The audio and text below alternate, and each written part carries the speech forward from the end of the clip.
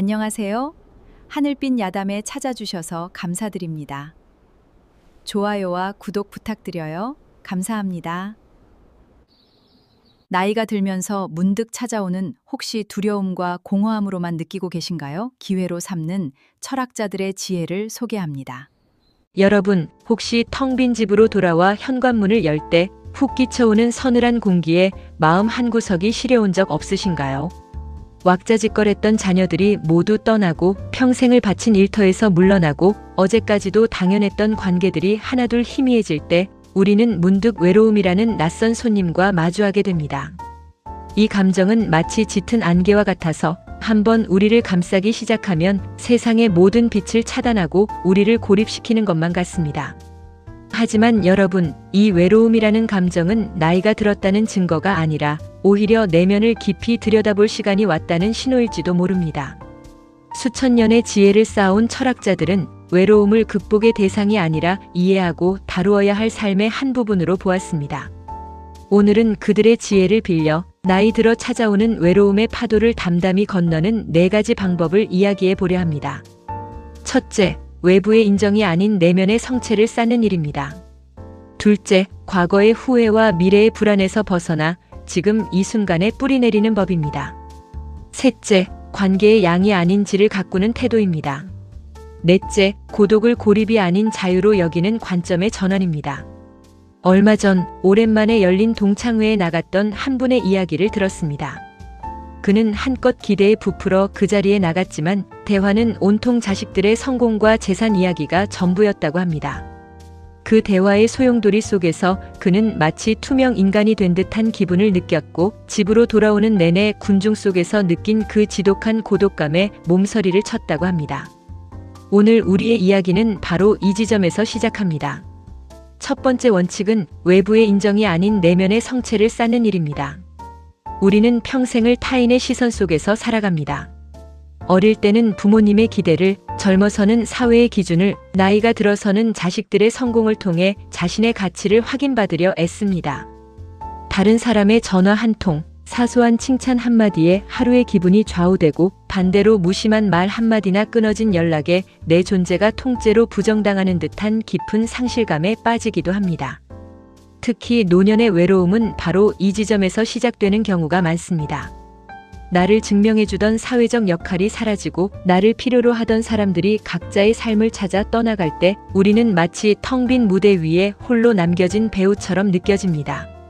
나라는 사람의 가치가 외부의 조건들에 의해 결정된다고 믿어왔기 때문입니다. 한평생 자식들을 위해 헌신한 어머니가 있었습니다.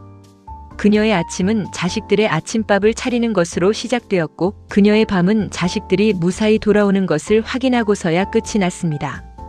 자식들의 웃음이 그녀의 기쁨이었고 자식들의 성공이 그녀 삶의 훈장이었습니다.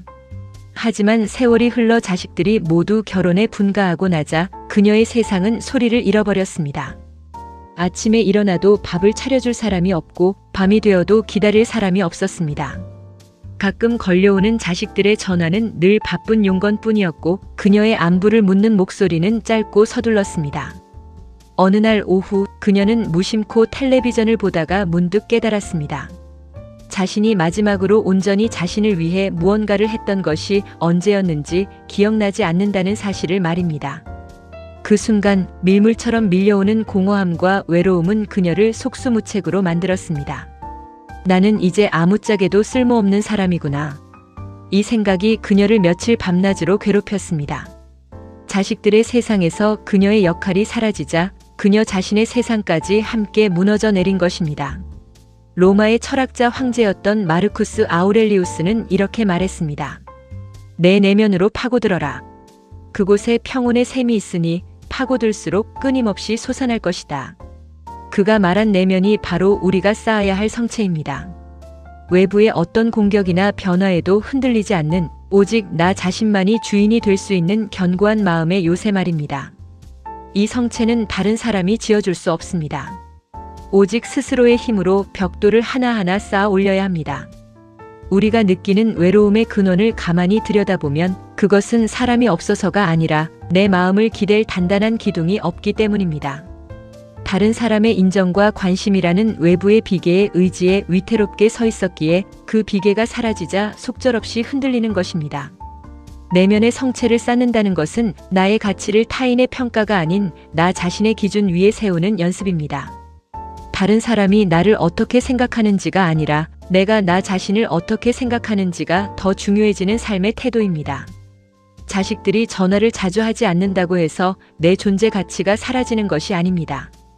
친구들이 나를 찾지 않는다고 해서 내 삶이 의미 없어지는 것도 아닙니다. 그것은 그저 그들의 삶이 바쁘게 흘러가고 있다는 사실을 보여줄 뿐 나라는 사람의 본질과는 아무런 관련이 없습니다. 그렇다면 이 견고한 성체는 어떻게 쌓을 수 있을까요? 첫째는 의식적으로 자기만의 시간을 확보하는 것입니다. 누군가를 기다리거나 누군가에게 보이기 위한 시간이 아닌 오롯이 나 자신과 마주하는 시간입니다. 아주 작은 것이라도 좋습니다. 아침에 일어나 따뜻한 차 한 잔을 마시며 창밖을 바라보는 10분, 좋아하는 음악을 들으며 동네를 산책하는 30분, 오래전부터 읽고 싶었던 책을 펼치는 1시간, 이 시간 동안 우리는 외부로 향해 있던 시선을 안으로 거두어 들일 수 있습니다. 나의 몸이 지금 무엇을 느끼는지, 나의 마음이 지금 무엇을 원하는지 조용히 귀를 기울이는 것입니다. 이 시간이 쌓여갈수록 우리는 타인의 부재 속에서도 충만함을 느끼는 법을 배우게 됩니다. 둘째는 생각 일기를 쓰는 것입니다. 외로움이라는 감정이 불쑥 찾아올 때 그 감정에 휩쓸려 허우적거리는 대신 종이 위에 그 감정을 객관적으로 적어보는 것입니다. 오늘 오후 갑자기 외롭다는 생각이 들었다. 왜일까? 아마도 아무에게서도 연락이 오지 않아서인 것 같다. 연락이 오지 않는다는 것이 정말로 내가 버려졌다는 뜻일까? 아니, 그들은 그저 각자의 삶을 살고 있을 뿐이다. 이렇게 자신의 생각을 글로 옮기는 과정에서 우리는 감정과 나 자신 사이에 안전한 거리를 만들 수 있습니다. 감정의 소용돌이에서 한 발짝 물러나 그것이 단지 지나가는 생각의 파도일 뿐임을 깨닫게 됩니다. 이것이 바로 내 마음의 주인이 되는 훈련입니다. 셋째는 작은 성취의 목록을 만드는 것입니다. 거창할 필요가 없습니다. 화분에 물을 준 일, 미뤄왔던 서랍을 정리한 일, 새로운 요리에 도전해본 일, 이러한 작은 성공들은 외부의 칭찬 없이도 우리에게 내적인 만족감과 효능감을 줍니다. 나는 여전히 무언가를 해낼 수 있는 사람이구나. 이 작은 확신들이 모여 내면의 성체를 이루는 단단한 벽돌이 되어줄 것입니다. 타인의 박수가 아닌 나 자신의 작은 성취에서 기쁨을 찾는 연습, 이것이야말로 나이 들어가는 우리에게 가장 필요한 지혜일 것입니다. 두 번째 원칙은 과거의 후회와 미래의 불안에서 벗어나 지금 이 순간에 뿌리 내리는 법입니다. 나이가 들수록 우리의 마음은 종종 과거로 향하거나 아니면 저 멀리 있는 미래로 달려가곤 합니다. 그때 내가 다른 선택을 했더라면 왕년에 나는 이런 사람이었는데 하며 지나가 버린 영광이나 돌이킬 수 없는 후회의 발목을 잡힙니다. 혹은 앞으로 더 아프면 어떡하지, 혼자 남겨지면 어떡하지 하며 아직 오지도 않은 미래의 그림자를 향해 끝없이 걱정의 돌을 던집니다. 문제는 과거에 사는 사람도 미래에 사는 사람도 결코 지금 여기에 존재하지 않는다는 점입니다. 몸은 현재에 있지만 마음은 다른 시공간을 헤매고 있으니 현재의 삶과 깊은 괴리가 생길 수밖에 없습니다. 바로 이 괴리감이 외로움의 또 다른 이름입니다. 지금 내 앞에 놓인 따스한 찻잔의 온기를 느끼지 못하고 창밖으로 지저귀는 새소리를 듣지 못하고 오늘 하루 주어진 평범한 순간들의 아름다움을 놓쳐버리기 때문입니다. 은퇴 후 갑작스럽게 많은 시간을 갖게 된 한 남자가 있었습니다. 그는 평생을 쉼없이 일해온 사람이었습니다. 과거에는 늘 사람들로 북적이는 사무실의 중심에 있었고 그의 결정 하나하나가 중요한 의미를 가졌습니다. 하지만 이제 그의 곁에는 아무도 없었고 그의 시간은 누구도 채워주지 않았습니다. 그는 매일같이 거실 소파에 앉아 지나온 날들을 곱씹었습니다. 사업이 가장 번창했던 시절의 영광, 사소한 오해로 멀어진 옛 친구와의 기억, 더 잘해주지 못했던 부모님에 대한 후회, 그의 마음은 온통 과거의 편린들로 가득 차 있었습니다. 그러다 문득 정신을 차리면 어느새 창밖은 어둑해져 있었고 또 하루가 덧없이 흘러갔다는 사실에 깊은 무력감과 외로움에 휩싸였습니다. 그의 아내는 옆에서 말을 걸어도 그는 건성으로 대답하기 일쑤였고 오랜만에 찾아온 손주들의 재롱도 그의 눈에는 들어오지 않았습니다. 그는 분명 가족들 곁에 있었지만 실은 혼자만의 과거라는 감옥에 갇혀 있었던 것입니다. 로마의 철학자 세네카는 우리에게 이렇게 경고합니다. 인생이 짧다고 불평하지만 우리는 마치 무한한 것처럼 시간을 낭비한다. 그가 말하는 낭비란 바로 과거에 대한 후회와 미래에 대한 불안으로 현재를 흘려보내는 것을 의미합니다. 세네카는 말합니다. 과거는 이미 우리의 소유가 아니며 미래는 아직 우리의 것이 아닙니다. 우리에게 주어진 유일한 시간은 바로 지금 이 순간뿐이라고 말입니다. 외로움은 종종 시간의 병이기도 합니다. 지나치게 많은 시간을 과거의 유령과 대화하고 미래의 망령과 씨름하는 데 사용하기에 살아있는 현재의 순간들이 외롭게 방치되는 것입니다. 지금 이 순간에 온전히 뿌리 내릴 때 우리는 비로소 외로움이라는 환상에서 벗어날 수 있습니다. 그렇다면 어떻게 해야 흩어진 마음을 현재로 데려올 수 있을까요? 첫째는 감각을 깨우는 훈련입니다. 우리의 마음이 과거나 미래로 달려갈 때 가장 확실하게 현재로 돌아오는 방법은 우리의 몸, 즉 오감을 사용하는 것입니다. 산책을 할 때 그저 멍하니 걷는 것이 아니라 발바닥에 닿는 땅의 감촉에 집중해 봅니다. 뺨을 스치는 바람의 느낌, 공기 중에 섞인 풀냄새, 나뭇잎 사이로 부서지는 햇살의 색깔, 멀리서 들려오는 아이들의 웃음소리, 이 모든 감각들을 의식적으로 하나하나 느껴보는 것입니다. 식사를 할 때도 마찬가지입니다. 음식의 모양과 색깔을 충분히 눈으로 보고 향기를 맡고 입안에서 느껴지는 맛과 식감을 천천히 음미하는 것입니다. 이렇게 오감을 통해 현재와 연결될 때 우리의 마음은 자연스럽게 과거와 미래라는 관념의 세계에서 벗어나 생생한 현실의 세계로 돌아오게 됩니다. 둘째는 호흡을 알아차리는 것입니다. 불안과 후회가 밀려올 때 우리의 호흡은 대개 얕고 가빠집니다. 이때 잠시 하던 일을 멈추고 자신의 호흡에 주의를 기울여 보십시오. 숨이 코를 통해 들어오고 나가는 감각, 숨을 쉴 때마다 가슴과 배가 오르내리는 움직임, 그저 가만히 지켜보는 것만으로도 충분합니다. 호흡은 항상 현재에만 존재합니다.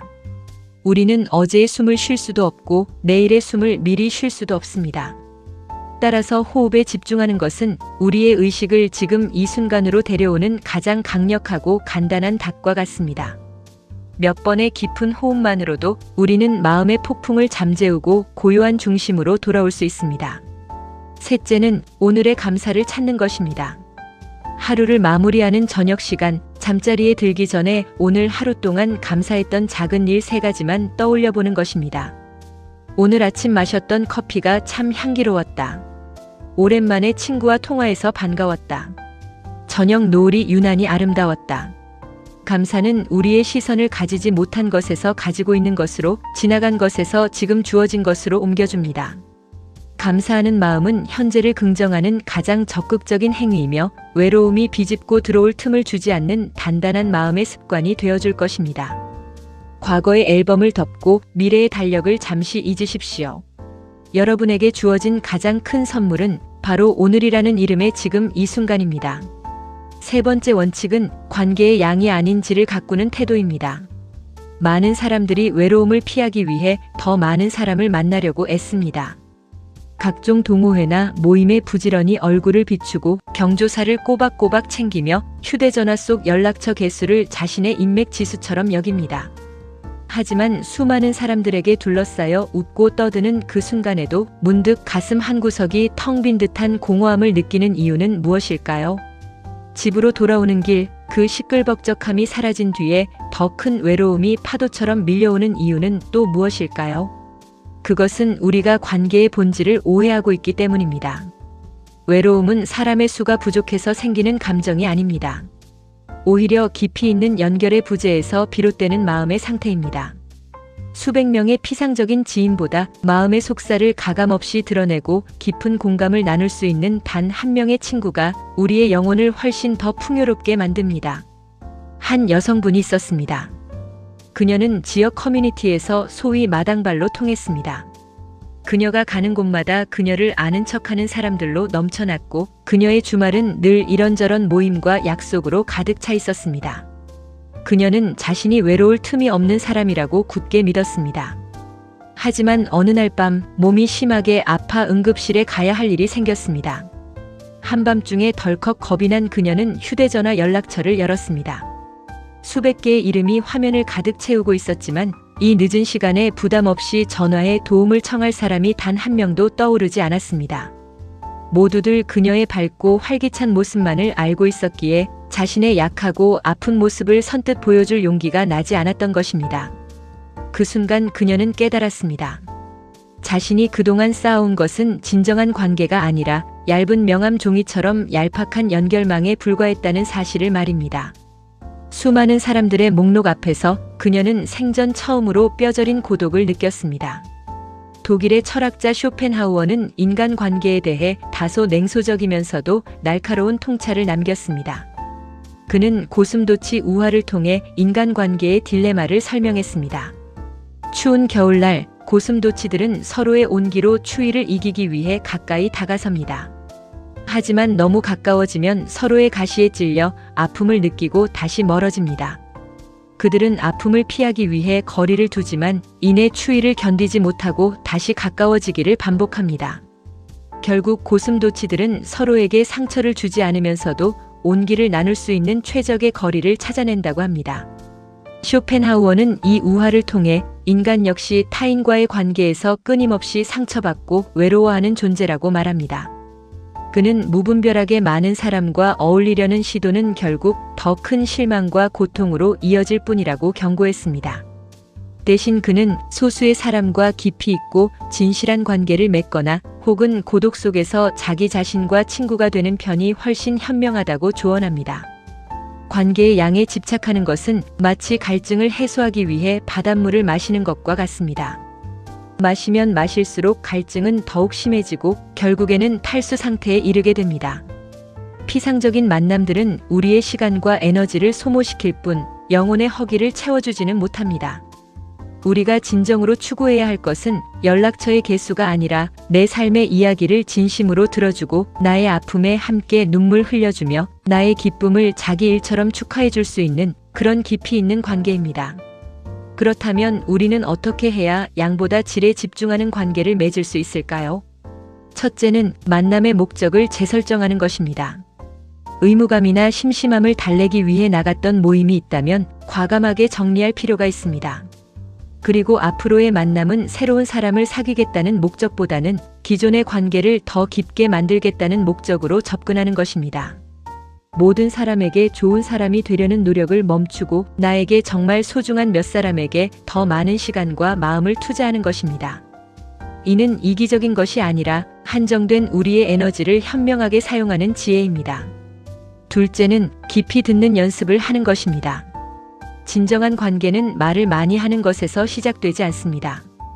오히려 상대방의 말을 온전히 들어주는 것에서 싹틉니다. 대화를 할 때 다음에 내가 무슨 말을 할지 생각하는 대신 상대방의 표정과 목소리, 그리고 그 말 속에 숨겨진 감정에 집중해 보십시오. 섣부른 조언이나 판단을 내려놓고 그저 그랬구나, 정말 힘들었겠다 하고 공감해주는 것만으로도 상대방은 깊은 위로와 연결감을 느끼게 됩니다. 내가 먼저 좋은 청자가 될 때 내 주변에는 자연스럽게 진솔한 이야기를 나눌 수 있는 사람들이 모여들게 됩니다. 셋째는 솔직한 나를 조금씩 드러내는 용기입니다. 우리는 종종 타인에게 좋은 모습만 보이려고 애쓰며 자신의 약점이나 고민을 감추는 데 익숙합니다. 하지만 완벽한 모습만을 보여주는 관계는 결코 깊어질 수 없습니다. 가면을 쓴 사람끼리는 서로의 온기를 느낄 수 없기 때문입니다. 물론 처음부터 모든 것을 드러낼 필요는 없습니다. 믿을 수 있는 사람에게 아주 작은 고민이나 사소한 실수부터 이야기하며 자신의 취약한 부분을 조금씩 보여주는 것입니다. 나의 불완전함을 드러냈을 때 상대방 역시 자신의 속마음을 열어보일 가능성이 커집니다. 바로 그 지점에서 두 영혼이 만나는 진정한 관계가 시작되는 것입니다. 수백 개의 반짝이는 조약돌보다 묵직한 온기를 품은 하나의 강돌 같은 관계를 가꾸어 나가십시오. 그것이 우리를 외로움의 바다에서 지켜줄 가장 튼튼한 방파제가 될 것입니다. 마지막 네 번째 원칙은 고독을 고립이 아닌 자유로 여기는 관점의 전환입니다. 우리는 흔히 혼자 있는 것과 외로운 것을 같은 의미로 생각하는 경향이 있습니다. 그래서 혼자 있는 시간을 어떻게든 피하려고 하고 그 시간이 찾아오면 불안해하고 불편해합니다. 고요한 집안의 침묵이 마치 세상으로부터 내가 잊혀지고 버려졌다는 증거처럼 느껴지기도 합니다. 이처럼 혼자 있는 상태를 부정적으로 인식하고 저항할 때 그것은 우리를 옥죄는 고립이 됩니다. 하지만 철학자들은 오히려 이 혼자 있는 시간, 즉 고독이야말로 인간이 가장 자기다워질 수 있는 위대한 시간이라고 말합니다. 타인의 시선과 기대로부터 자유로워지고 세상의 소음에서 벗어나 자기 내면의 소리에 귀 기울일 수 있는 유일한 시간이기 때문입니다. 고독은 텅 빈 공허의 상태가 아니라 오히려 무한한 가능성으로 가득 찬 충만의 상태일 수 있습니다. 은퇴 후 평생의 동반자였던 아내를 먼저 떠나보낸 한 노신사가 있었습니다. 자식들은 모두 멀리 살아 왕래가 뜸했고 그에게 남은 것은 거대한 집과 그보다 더 거대한 적막뿐이었습니다. 처음 몇 달 동안 그는 지독한 상실감과 외로움에 시달렸습니다. 아침에 눈을 뜨는 것이 두려웠고 길고 긴 하루를 어떻게 보내야 할지 막막했습니다. 그는 혼자 남겨졌다는 생각, 즉 고립되었다는 생각에 사로잡혀 있었습니다. 그러던 어느 날 그는 먼지가 뽀얗게 쌓인 아내의 서재를 정리하다가 그녀가 즐겨 읽던 책들, 젊은 시절에 썼던 일기장, 그리고 미처 완성하지 못한 그림들을 발견했습니다. 그는 그 유품들을 하나하나 정리하며 자신이 아내에 대해 얼마나 모르고 있었는지를 깨달았습니다. 그리고 동시에 자기 자신에 대해서도 마찬가지라는 것을 알게 되었습니다. 평생을 남편과 아버지, 그리고 사회인의 역할로 살아오느라 정작 나라는 사람은 무엇을 좋아하고 무엇을 원하는지 한 번도 깊이 생각해 본 적이 없었던 것입니다. 그날 이후 그의 태도가 바뀌기 시작했습니다. 그는 혼자 있는 시간을 더 이상 형벌처럼 여기지 않았습니다. 대신 자기 자신을 알아가는 소중한 탐험의 시간으로 여기기 시작했습니다. 아내가 남긴 책들을 읽기 시작했고 서툰 솜씨로나마 붓을 들어 그림을 그리기 시작했습니다. 아침이면 클래식 음악을 틀어놓고 천천히 커피를 내렸고 오후에는 동네 도서관에 가서 새로운 지식을 탐구했습니다. 그의 일상은 여전히 혼자였지만 그는 더 이상 외롭지 않았습니다. 그는 고립의 감옥에서 걸어나와 고독이라는 드넓은 자유의 정원을 거닐고 있었던 것입니다. 앞서 소개했던 쇼펜하우어는 이렇게 말했습니다. 사교적인 사람은 고독을 감옥으로 여기지만 사색적인 사람은 고독을 천국으로 여긴다. 그는 타인과의 관계는 필연적으로 우리 자신의 개성을 어느 정도 희생하고 맞춰주기를 요구하지만 고독 속에서 우리는 온전히 자기 자신이 될 수 있는 자유를 누린다고 보았습니다.